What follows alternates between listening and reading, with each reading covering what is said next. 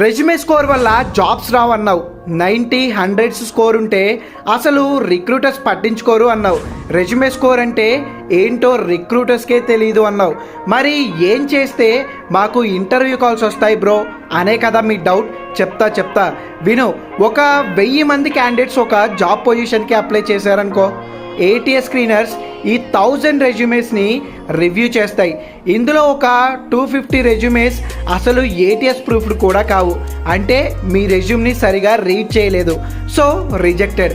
ఒక 100 రెజ్యూమేస్ ఇదిగో ఇలా ఇన్ఫోగ్రాఫిక్ పెడతారు, ఇవి కూడా రిజెక్టెడ్. ఎలిజిబిలిటీ క్రైటీరియా మీద ఒక 200 రెజ్యూమేస్ రిజెక్టెడ్. 150 రెజ్యూమ్స్ 24 అవర్స్లో అప్లై చేయని క్యాండిడేట్స్వి. ఈ కేసులో ఇవి కూడా రిజెక్ట్ అయిపోతాయి.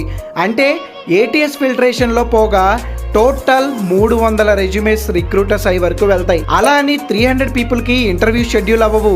నెక్స్ట్ వీడియోలో చెప్తా, బట్ కామెంట్లో ATS అని పెట్టాయి.